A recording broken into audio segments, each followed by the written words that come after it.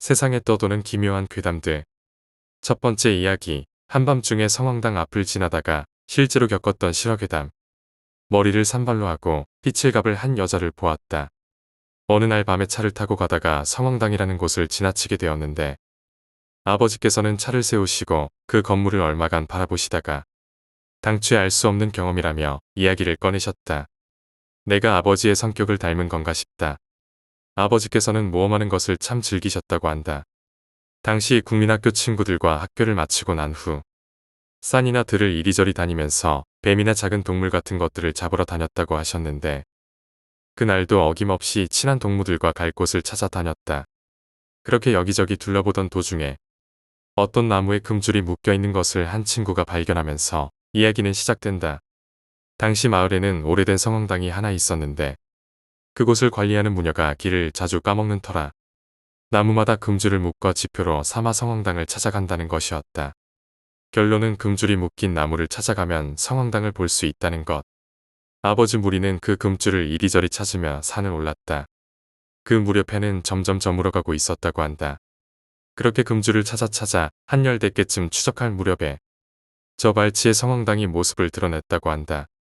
성황당의 모습은 너무나도 기괴했다고 하셨는데 석가래가 거의 다 무너져서 달랑달랑거리고 문짝을 붙잡던 경첩이 녹이 슬어 간신히 붙어만 있는 정도인데다 그나마 그 문짝도 손을 대면 바스라질 것만 같았다고 하셨다. 그 무렵부터 아버지 무리는 뭔가 이상한 낌새를 느꼈지만 무슨 객기인지 그 중에서 우두머리 역할을 하던 친구가 가위바위보를 해서 진 사람은 저기까지 갔다 오는 것으로 하자 제안했고 그들은 수락했다. 몇 번을 무승부를 내고 아버지께서 벌칙에 당첨되어 그 성황당 쪽으로 가까이 가고 있었는데 아버지께서 표현하시길 등골이 점점 시큰해지고 눈이 따가워지는 느낌. 그런 느낌이 점점 더 강해졌다고 한다. 이윽고 성황당의 문 앞에 선 아버지는 너무나도 무서웠는데 문득 성황당의 문틈이 궁금하셨다고 한다. 아버지께서는 천천히 틈으로 눈을 가져가셨는데 그 안에는 머리를 산발로 하고 피칠갑을 한 여자가 있었다고 했다. 갑자기 그 여자가 머리를 획 돌려 아버지와 눈이 마주쳤는데 그 순간 그 녀석이 문을 향해 기어왔다고 하셨다. 아버지는 소리를 지르며 도망쳤고 친구들도 덩달아 놀라 도망쳤는데 이상한 점은 올라올 때 보던 금줄들이 눈을 씻고 보아도 보이지 않았다고 했다. 그들은 무작정 산비탈을 따라 내려가기 시작했다. 그렇게 해가 완전히 지고 난 후에도 그들은 금줄을 찾지 못하다가 저 아래에서 인기척을 듣고 그쪽을 향해 갔는데 드디어 금줄이 보였다고 했다. 저 아래에서는 성황당을 관리하는 무녀가 올라오고 있었고 그분들은 그날 부모님과 그 무녀에게 혼쭐이 났다고 한다. 그 후로 그분들은 그 산 근처에도 가지 않았다고 하셨다. 다만 들리는 소문에 의하면 도망쳐 내려올 때 마주쳤던 무녀가 불의의 사고로 인해 비명행사했다는 것이었다. 아버지께서는 지금도 성황당이란 건물을 싫어하신다. 교회를 다녀서 그런 것도 분명히 있겠지만 아마 어릴 적 치기 어린 모험을 하다가 만난 그것 때문이 아닐까? 두 번째 이야기. 실종.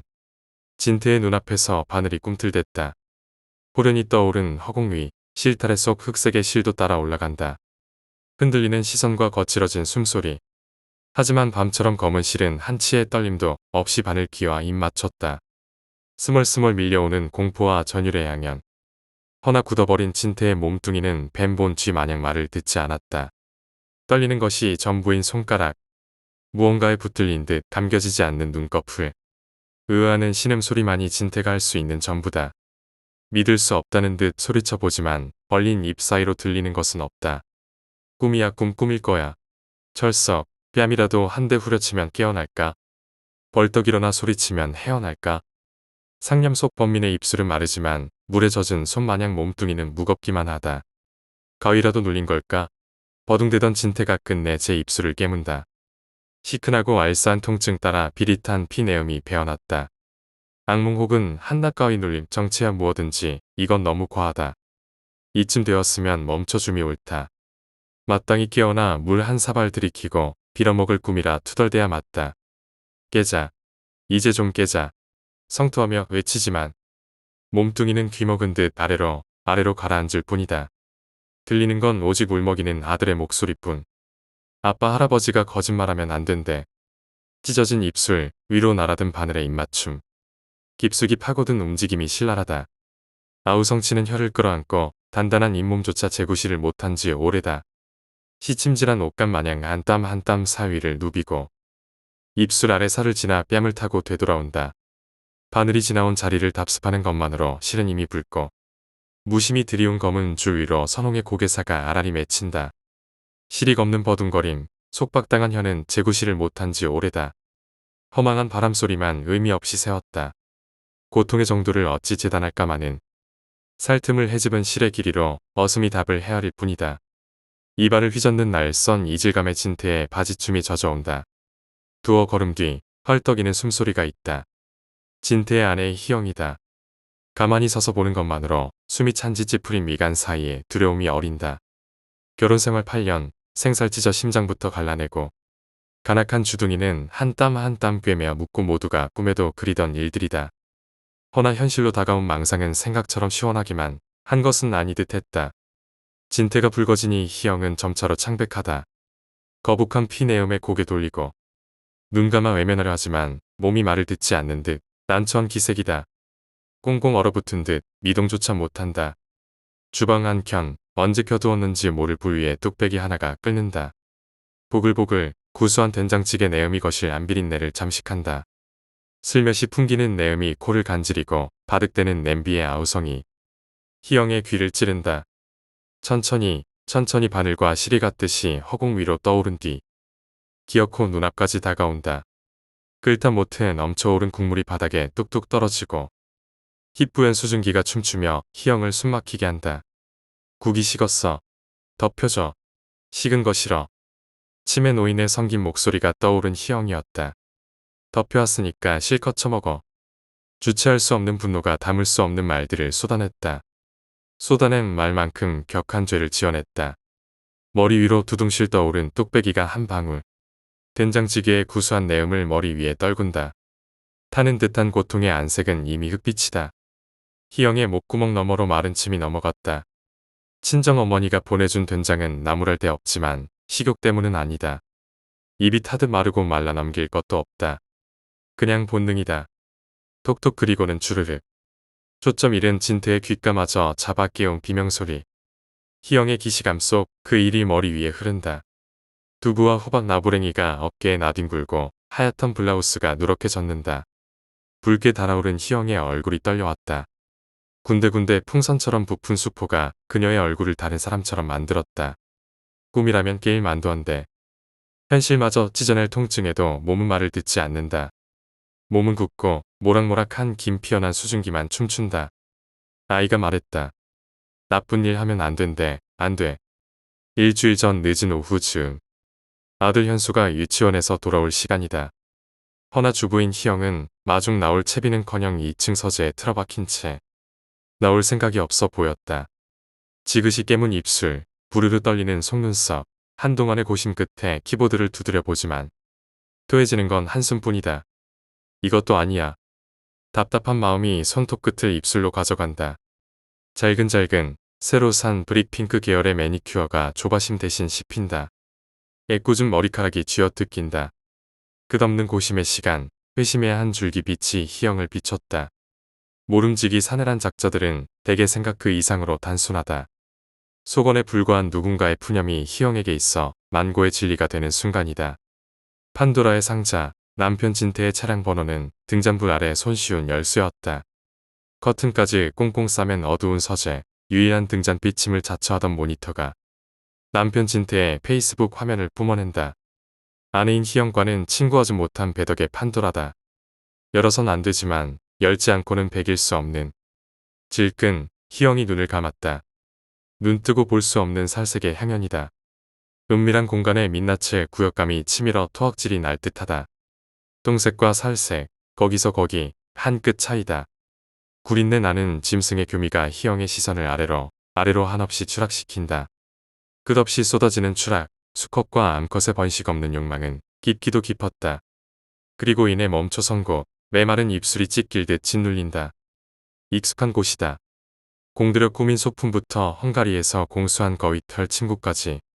그녀의 손길 닿지 않은 곳, 찾기조차 힘든 1층의 침실.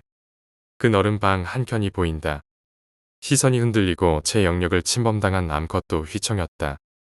여기가 어디라고? 떨리는 손길이 휘를 굴리니 이번엔 한 줄짜리 글귀가 가슴을 후벼 판다. 진태 하트 수진, 진짜 사랑해.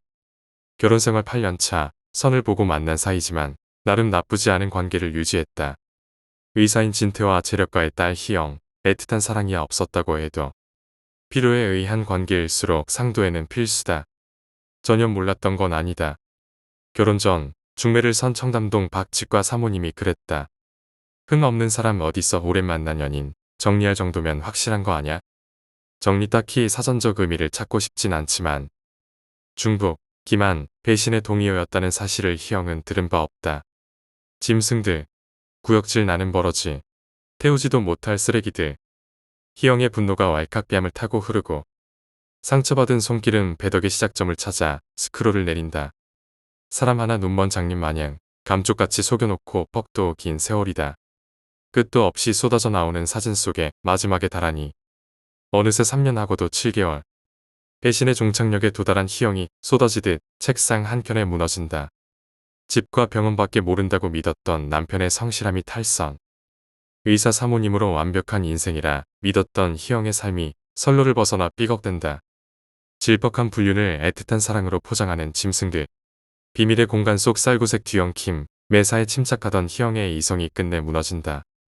마침 아래층 어딘가에서 누군가의 성난 목소리가 들려왔다. 엄마, 엄마. 분노를 담은 발길이 1층의 골방으로 향했다. 짐승 같은 연놈들의 머리채를 휘어잡듯 잡아챈 문고리가 거친 소리를 내며 벽에 부딪혔다. 엄마. 아이의 그것을 닮은 말투. 그러나 하얗게 센 머리와 움푹 팬 주름이 세월의 흔적을 말한다. 영문도 모르고 정신줄도 놓아버린 지 오래인 70대의 노파. 희영은 그 주름진 얼굴 위에 짐승의 낯짝을 겹쳐본다. 국이 식었어. 덮여줘. 식은 거 싫어. 사람 아닌 짐승 낳은 죄일까? 벌써 4년, 볼 때마다 저 소리다. 희영의 미간이 찌푸려졌다. 치매 걸린 시어머니. 긴 시간 그 고충이야 말해 무엇하랴. 못 살아 진짜. 탁하며 가스렌지에 불길이 식은 국통을 덮인다. 그녀의 심경만큼 끓고 나서야 국자로 담는다. 멀건 콩나물국일지언정 짐승의 어미에게 사료로 내주기엔 이마저도 아깝다. 자, 덮여왔으니까 실컷 처먹어. 쿵 하고 놓이는 국그릇이 그녀의 심정처럼 출렁이고 넘쳐 흐른다. 뜨거워. 싱거워. 맛도 없어. 뭐? 며느리 속 알리 없는 노파의 오락가락 투정이 재채기 마냥 그녀의 분노를 간지럽힌다. 조금씩 간지러워 참을 수 없게 그리고 냅다 발을 내지르게 만든다. 조약한 나무 밥상이 힘없이 엎어진다. 나뒹구는 수저와 그릇들. 벌어진 세계 반찬들 넘어 숨 넘어가는 비명소리가 이어졌다. 깔끔한 치과 병동 한 구석. 온통 이 아파온 이들 사이 붕대 감은 화상 환자 하나가 누웠다. 녹이 어린 사내가 소리쳤다. 아니, 연로하신 어머니 하나 간수 못해. 응. 당신 효도를 내가 왜 해. 그리고 밥 먹다 혼자 그러신 게 왜 내 책임이야. 아니 어머니 치매 걸리신 게 하루 이틀인가 당신이 잘 봐야. 됐어. 그렇게 불만이면 요양병원 보내던가.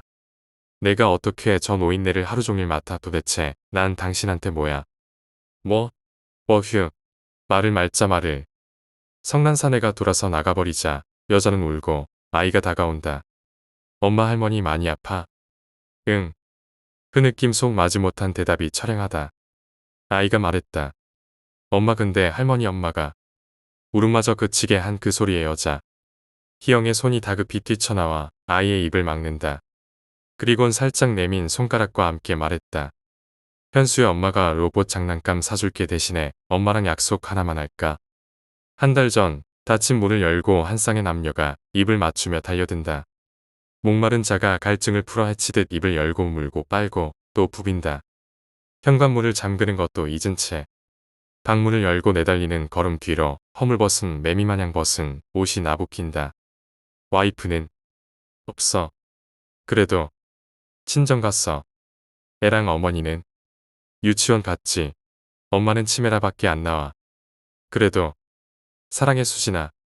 마지막 순간 불안한 듯 버둥대던 여심이 이름 앞에 붙은 한마디에 문을 연다. 뜨거운 손길, 타는 듯한 숨결. 사내에 거친 손이 뜯어내듯 당겨진 불에 지어 속을 누빈다. 모양을 잃고 짓눌린 구치 위로 욕망이 누빈다. 활처럼 휘어진 허리, 저돌적인 움직임의 반복, 너른 방이 온통 용광로다. 7년, 꽤 오랜 시간이다. 그만큼 서로에 대해 속속들이 알고 있기에 탐색자는 필요 없다. 내던지고 또 끌어안아 습관대로 취하면 그뿐이다. 4년, 이별이 만든 시간이다. 성공과 야망이란 이름으로 버려진 만큼 탐하는 자의 보상 심리는 거세다. 20대의 풋내기는 이제 없다. 속사포 같은 열정을 잃은 대신 배려하는 여유가 잔잔한 군부를 오래 때운다. 이러는 거 알면 미치겠지. 어차피 의사 마누라, 그것 때문에 사는 거야. 감정. 그런 거 없어. 그래도 죄스러워. 지금만 생각해. 당장은 어려워도 이혼할 거야. 모르겠어. 난 자신이 없어. 다른 거 보지 마. 나만 봐. 봐. 보라고. 우리가 어떻게 다시 만났는데. 진태씨. 수진아 사랑해. 애틋한 감정이 흐른다. 낯선 둥지 위에 뻐꾸기처럼 불편했던 마음이 녹는다. 살포시 끌어안아 입 맞추는 손길의 여심은 버텨내지 못한다. 하지만 기익 회방꾼의 심드렁한 시선이 한 몸처럼 달라붙은 연인의 애간장을 떼어논다. 아빠 뭐해? 대답 대신 나풀된 건 이불이다. 아담과 이브 마냥 벌거벗은 몸뚱이를 숨기느라 급급하다. 속옷 없이 바지만 겨우 걸친 진태가 황급히 달려나와 얼으며 말했다. 왜 이렇게 일찍 왔어? 원래 이 시간에 와. 그래. 응. 당황한 시선이 갈 곳 몰라 흔들린다. 4시, 언제 시간이 이리 갔을까? 진태는 뒤늦게 자학해보지만 아이는 빼꼼히 고개를 내민다. 숨은 그림 찾기라도 하는 걸까? 호기심 어린 얼굴이 얼굴 한 번 안 비치는 손님의 살색 몸뚱이를 찾는다. 누구야? 누구? 저기. 아이의 손이 풍선처럼 부푼 이불 속을 가리킨다. 아빠 친구. 전화벨이 울린다. 어색해진 진태는 반가운 얼굴로 바닥에서 소리내는 휴대폰을 집어든다. 처제 유치원에 현수 데리러 갔는데 애가 자기 혼자 유치원 버스 타고 집으로 갔다고. 뭐. 그래서 집으로 오는 중이라고. 지금? 아니야. 내가 마침 일이 있어서 집에 잠깐 들렀어. 오지마. 그래. 오지 말라고. 바쁘지 않냐고. 아니야. 지금 안 바빠. 오지마. 그래 내가 현수 데리고 장모님 댁으로 갈게. 안 오는 게 도와주는 거야. 그래 고마워. 애들러 끄는 전화가 불청객이 난입한 이유를 설명한다. 급히 가슴을 쓸어내리는 진태, 꿈뻑거리는 아이의 눈이 그를 안독해 한다. 그래 봐야 7살, 하마터면 처제와 대면할 뻔했다. 그에 비하면 훨씬 수월한 상대다. 진태는 안방 문을 닫으며 아이를 데리고 거실로 나갔다. 문 안에선 급히 부산한 소리가 들렸다. 아빠가 우리 현수 맛있는 거 사줄까? 정말. 그래 대신에 아빠하고 약속 하나만 하자. 진태가 새끼 손가락을 내밀었다. 세 번째 이야기. 검은 문. 저는 올해 21살 된 남성입니다. 이 일은 3년 정도 전의 일로. 귀신의 존재를 믿지 않았던 제가 마음을 바꾸게 된 사건입니다. 이야기는 저희 아버지가 꾸신 악몽에서부터 시작합니다. 어느 날부터 아버지는 꿈자리가 뒤숭숭하셨는지 잠꼬대를 하며 꿈을 꾸다 잠에서 깨어나시곤 했습니다. 마침 그때 저는 시험 기간이었기에 밤을 새고 공부를 했는데 아버지의 잠꼬대가 너무 무서워서 공부도 제대로 못할 정도였습니다. 그런데 꿈을 하루 이틀 꾸는 것도 아니고 매일같이 그러시다 보니 저는 궁금해져서 아버지께 여쭤봤습니다.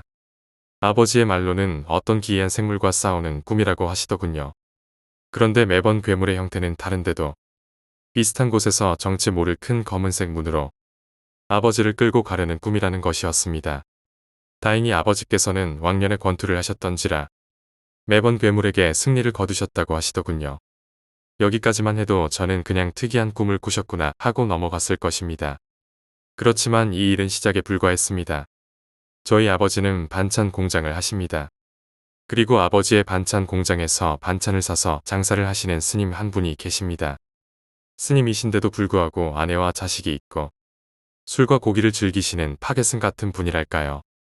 철학원도 하셨고 종종 기도하러 산에 한 달이 넘게 들어가 계시기도 하는 특이한 분입니다. 어느 날 그 스님이 아버지와 술을 마시겠다며 저희 집에 찾아오셨습니다. 저희 집이 좀 작다 보니 저는 부모님과 한 방을 썼었습니다.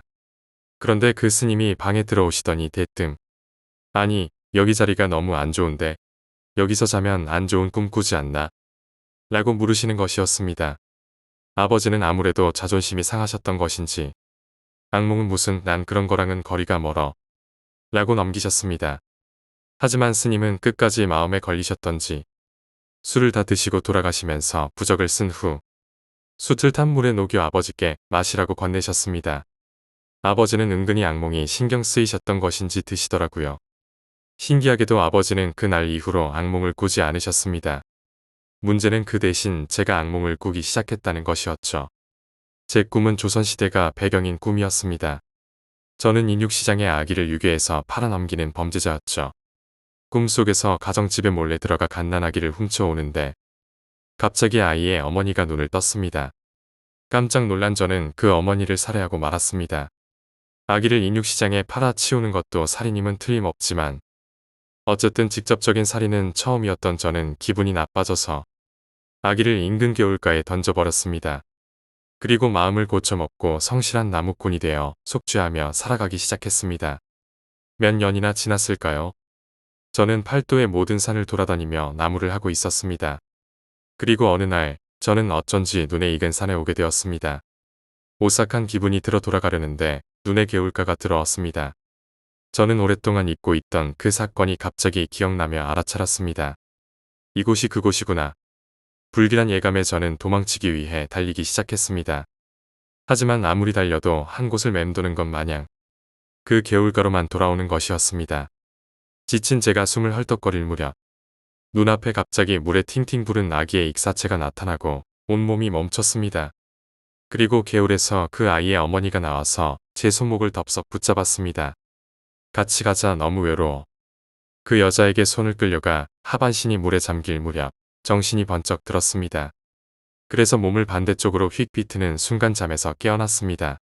꿈이 너무 생생해서 섬뜩하기까지 했지만 평소 귀신을 믿지 않았던 저는 그냥 다시 잠을 청했습니다. 그리고 저는 또 다시 조선시대를 배경으로 꿈을 꾸게 되었습니다. 저는 용케 개울가에서 벗어난 것인지 용하다는 무당을 찾아다니고 있었습니다. 그런데 묘하게 마음이 가는 무당이 있었습니다. 배구같이 하얀 피부에 새끼가 넘치는 이목구비를 가진 마치 유혹하는 것처럼 아름다운 여자였습니다. 저는 그 무당에게 사정을 털어놓았습니다. 그러자 그녀는 이야기를 듣고 힘을 내라며 저에게 음식을 권했습니다. 저는 기쁜 마음에 덥석 금식을 집어들고 먹기 시작했습니다. 그렇게 넋을 잃고 계속 음식을 먹고 있는데 갑자기 파란 독포를 입은 선비한 분이 나타나 제 팔을 붙잡았습니다. 당장 그만두시오. 그것을 먹으면 안 돼요. 라며 말리는 것이었습니다. 하지만 저는 무시하고 계속 먹었습니다. 그런데 그 순간 갑자기 모든 세상이 느리게 돌아가기 시작했습니다. 눈은 빠르게 돌아가는데 귀에는 멍하게 소리가 들리지 않았습니다. 선비는 여전히 걱정스런 눈빛으로 먹지 말라고 하고 있는 듯 했습니다. 그리고 눈을 돌려 무당을 보았는데 무섭기 그지없게 무당은 눈알이 튀어나오도록 눈을 치켜뜬 채 입이 찢어져라 웃고 있는 것이었습니다. 그 순간 무당의 뒤에 검은색의 큰 문이 열렸고 무당은 제 손목을 잡고 그 문으로 끌고 가기 시작했습니다. 저는 아까 개울가에서의 꿈이 생각나온 힘을 다해 몸을 뒤틀었고 다행히 그 방법이 통해 극적으로 꿈에서 깨어났습니다. 꿈에서 깨니 온 몸에서 식은땀이 흐르고 숨이 가빴습니다. 하지만 그 와중에도 너무 피곤했던지라 저는 다시 잠을 청하고 말았습니다. 이번에는 꿈의 무대가 현대로 바뀌어 있었습니다. 저는 야간 자율 학습을 마치고 집으로 돌아오고 있었죠. 그런데 갑자기 집으로 오는 골목길 허공에서 엄청나게 큰 검은 문이 활짝 열리더니 마치 진공 청소기처럼 저를 빨아들이기 시작했습니다. 아까는 물리적인 힘이라 저항할 수 있었지만 이번에는 그냥 허공으로 빨려 들어가는 것이라 꼼짝없이 죽는 것이라는 생각만 들었습니다. 그런데 그 순간 아버지가 저를 깨우셨습니다. 그리고는 하시는 말씀이 너 도대체 무슨 꿈을 꿨냐? 옆에서 자는데 내가 섬뜩한 목소리로 웃으면서 나랑 같이 가자라고 말하길래 놀라서 깨웠다라는 것이었습니다. 저는 3번이나 비슷한 꿈을 꾸고 나니 너무 무서워서 잠을 잘 수가 없었습니다. 그 다음 날에도 비슷한 악몽이 저를 덮쳤고 아버지는 전에 그 스님에게 상담을 하셨습니다. 스님은 우리 집에 오시더니 휘리릭 달마도를 한 장 그리시고는 방에 걸어두라고 말씀하시더군요. 그리고 너무나 신기하게도 그 이후로 저도 아버지도 악몽을 꾼 적이 없습니다. 도대체 그 꿈은 무엇이었을까요? 아버지는 싸워서 이기셨고 저는 겨우 저항만 할 수 있었습니다. 만약 그 검은 문으로 끌려 들어갔다면 지금쯤 저는 어떻게 되었을까요? 그동안 귀신의 존재를 믿지 않았던 저마저 귀신을 믿게 된 너무나도 무서운 경험이었습니다. 네 번째 이야기. 아름다웠어. 친척들 중 모두 싫어해 고독하게 지내던 A씨라는 분이 계셨다. 나는 중학생 시절 그 A씨가 좋아 자주 그 댁에 놀러 갔었다. 그 A씨가 어느 날 들려준 어린 시절 이야기다. 시골 학교는 교재비나 설비비 때문에 메뚜기를 잡아 졸여 팔곤 했다고 한다. 그리고 그 메뚜기는 학생들한테 잡아오게 시켰고 A씨는 꽤 둔한 편이라 기한이 다 되도록 할당량을 채울 수가 없었다고 한다. 학교에서는 그 정도면 됐다고 허락해줬다. 하지만 A씨의 아버지는 그럼에도 학교에 들 낯이 없잖아. 당장 나가서 더 잡아와. 라고 A씨를 집에서 끌어냈다고 한다. 불쌍하게도 A씨는 눈물을 주룩주룩 흘리며 어두운 논에서 메뚜기를 잡게 되었다. 그러고 있는데 저 멀리 빛이 뿌옇게 비치더란다. 하지만 불빛이 보이는 곳은 논투성이인데다. 그 뒤는 숲이라 인적이 없는 곳이었다. 이상하다 싶어 그쪽을 바라보니 무언가가 불타고 있는 듯 했다. 상당히 큰 불이라 처음에는 누군가 모닥불을 피우고 있는 줄 알았다고 한다. 하지만 불꽃 색깔이 조금 이상했다. 빨갛다가 초록색으로 변하고 그게 다시 빨갛게 돌아간다. 이상하다는 생각은 들었지만 무섭지는 않았다고 한다. 오히려 아름답다는 생각에 계속 바라봤다고 한다. 계속 보고 있는데 갑자기 뒤에서 불빛이 느껴졌다. A씨의 어머니가 A씨를 찾아온 것이었다. A씨의 어머니는 무서운 얼굴을 하고 언제까지 메뚜기나 잡고 있는 거야? 라고 A씨에게 소리쳤다. 그게 하고 A씨는 불빛을 가리켰다. 하지만 A씨의 어머니는 그냥 모닥불이잖아 라고 말할 뿐이었다. 집에 돌아오니 밤 9시가 지난 터였다. 집에서 쫓겨낸 게 저녁 7시였고 불을 발견한 건 나가고 얼마 지나지 않아서였다. 그새 2시간이 훌쩍 지나갔던 것이었다. 다음날 아침 불빛이 올라왔던 곳에는 사람들이 잔뜩 몰려 있었다. 경찰도 있었고 뭐 이쯤 되면 뭐가 불타고 있었는지는 다들 알겠지.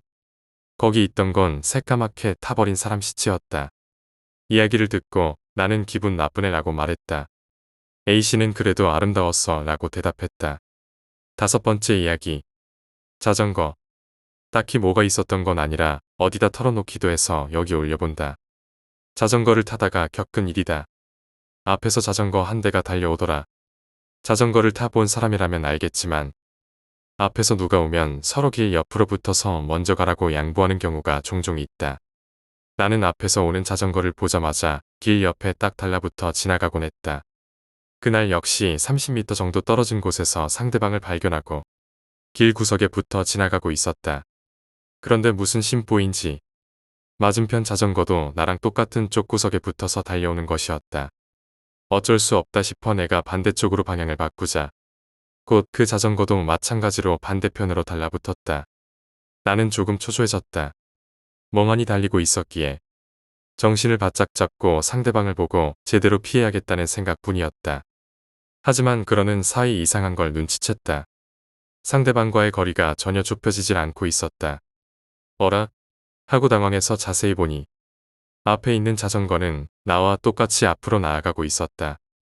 평소라면 거기서 그냥 마음을 놓고 다시 멍하니 페달을 밟았을 터였다. 하지만 나는 또 깨닫고 말았다. 그리고 겁에 질려 정신을 잃을 것만 같았다. 앞에 달려가고 있는 자전거에 탄 사람은 내게 얼굴을 보이고 있었으니까. 새까만 원피스를 입은 채 분명히 내게 얼굴을 돌리고 있었다. 저녁 무렵이라 빛이 얼마 없어 표정은 잘 보이지 않았지만 확실히 얼굴이었다. 모자도 가면도 아니었다. 그렇게 나를 바라보며 그 녀석은 앞을 향해 달리고 있었다. 자세히 바라봤지만 자전거가 앞을 향하고 있다는 것만 보였고 몸이 어느 쪽으로 돌아서 있는지는 알 수 없었다. 검은 원피스 옷자락이 다리까지 내려왔거든. 뭐가 뭔지 모르겠지만 위험하다는 생각이 들어 나는 옆길로 방향을 틀었다. 그리고 뒤도 돌아보지 않고 빙돌아 집으로 돌아왔다. 아무 일 없이 집에 돌아왔지만 지금 다시 떠올려도 무서운 일이다. 그 녀석은 내가 방향을 바꿀 때마다 똑같이 옆으로 따라붙었었다.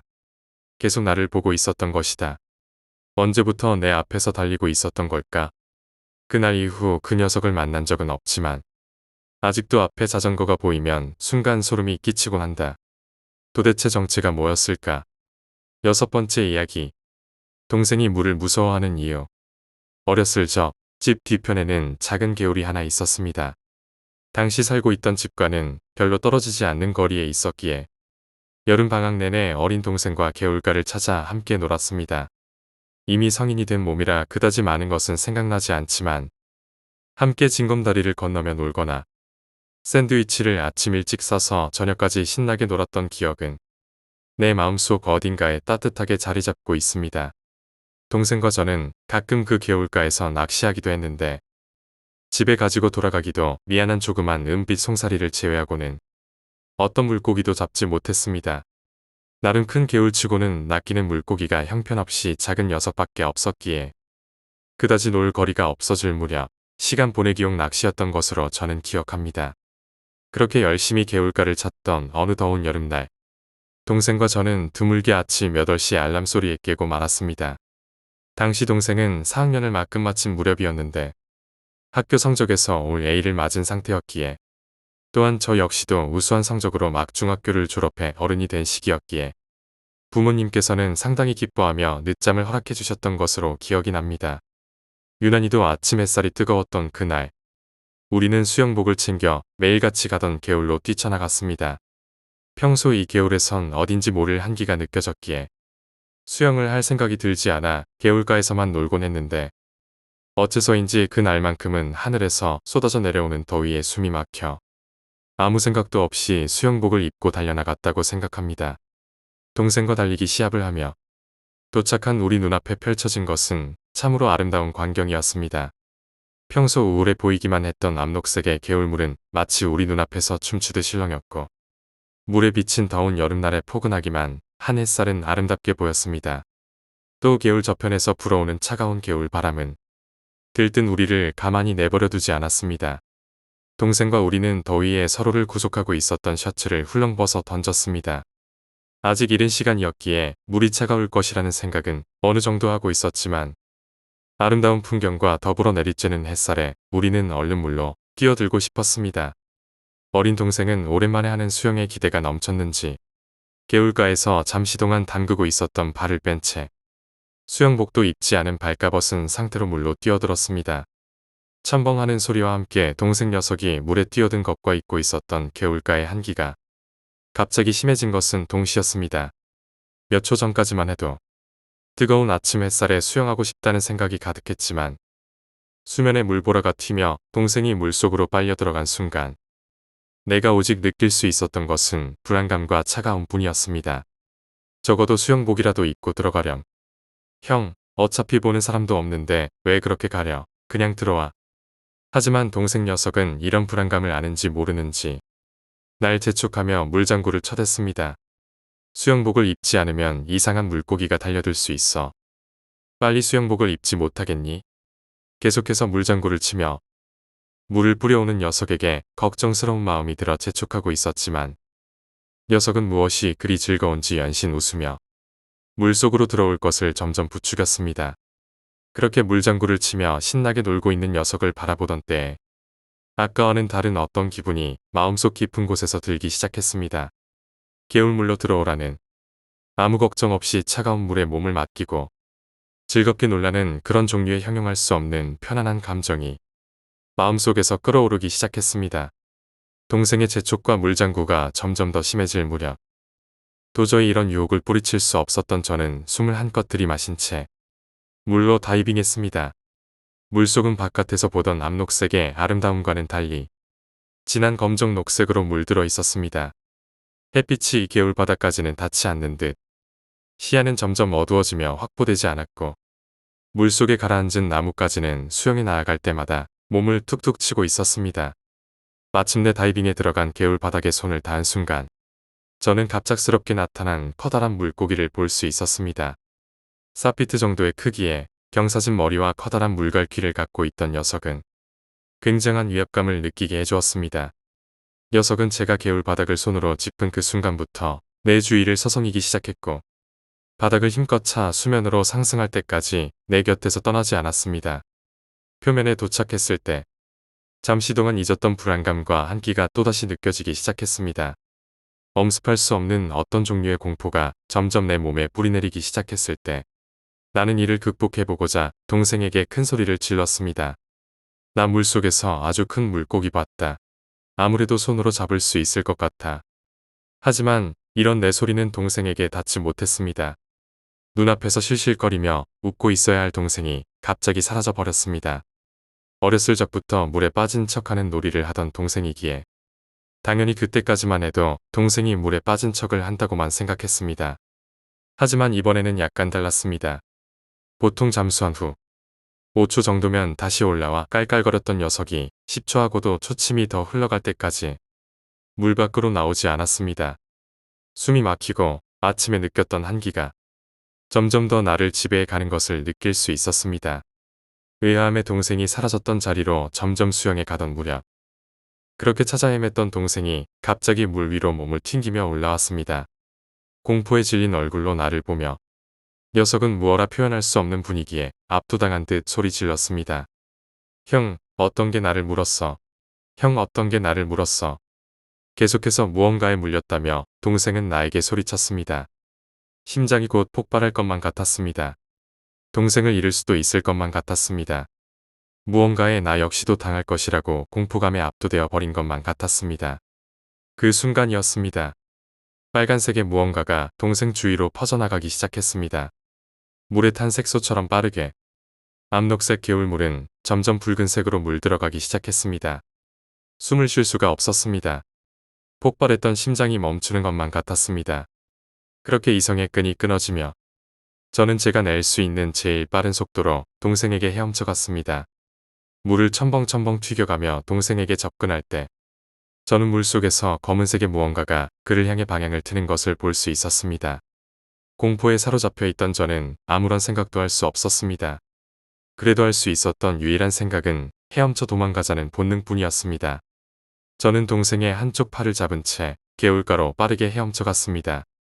아마 그때 냈던 속력을 저는 결코 요즘 낼 수 없을 것이라 확신합니다. 동생은 내가 팔을 잡고 전속력으로 수영하는 와중에도 날카롭게 비명을 지르며 잠시도 가만히 있지 못하고 허우적거렸습니다. 피는 점점 개울가에 퍼져나갔으며 혈향이 느껴지는 것만 같았습니다. 동생의 비명은 점점 커져만 갔습니다. 무언가 잘못되었다고 생각해 뒤돌아본 순간 나는 우리 바로 뒤에 그 녀석이 따라붙고 있는 것을 볼 수 있었습니다. 녀석은 얼굴을 수면 위로 내민 채 우리를 창백히 바라보고 있었습니다. 저는 그 후 이성을 놓고 말았습니다. 하지만 인간의 몸속에는 언제나 본능과 이성이 함께 공존하고 있다는 것이 사실이었는지 다행히도 저는 본능적으로 동생을 이끌고 물 밖으로 나올 수 있었습니다. 물 밖으로 나오자 그저 느낌이라고 생각했던 혈양은 깊게 공기를 수놓기 시작했습니다.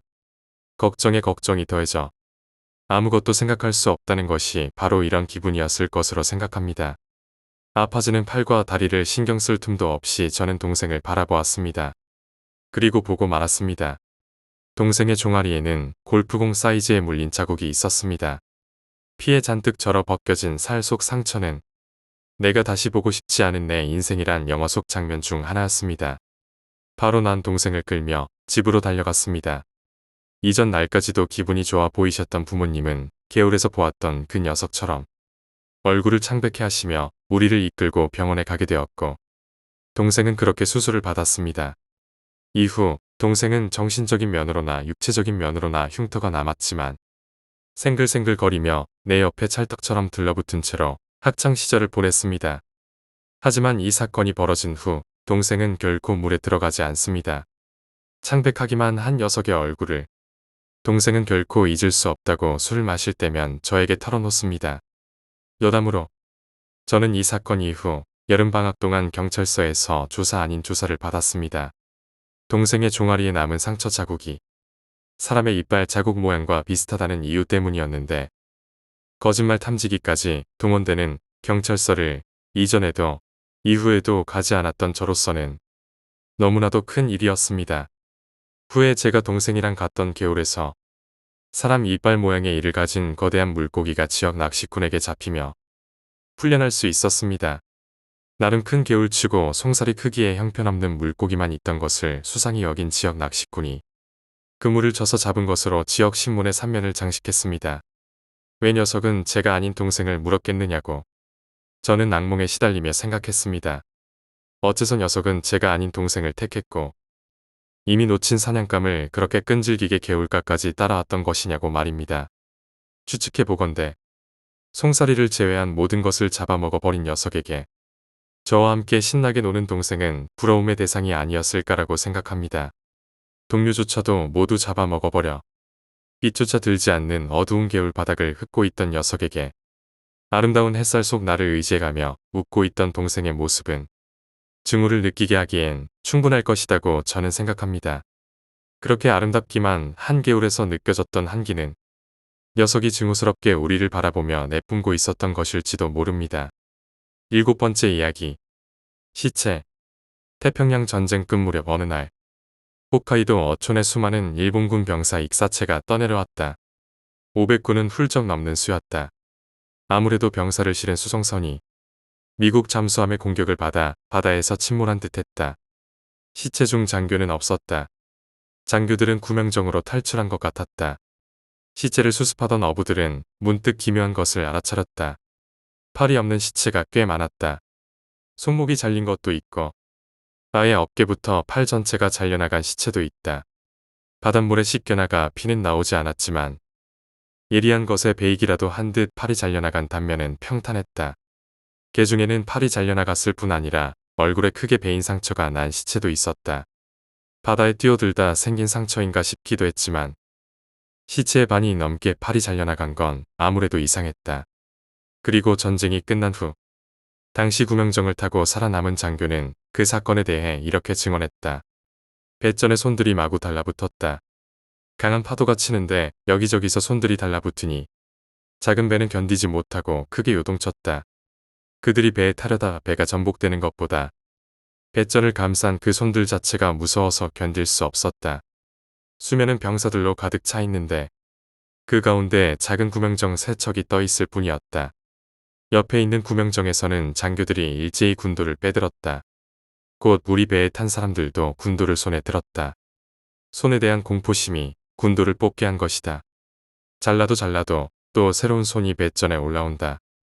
팔을 잘린 병사는 바닷속으로 가라앉기도 했지만 그대로 헤엄치는 이도 있었다. 그 장교의 말에 따르면 그들은 이렇게 말했다고 한다. 천황폐하 만세. 그러나 그 진위는 아무도 모른다.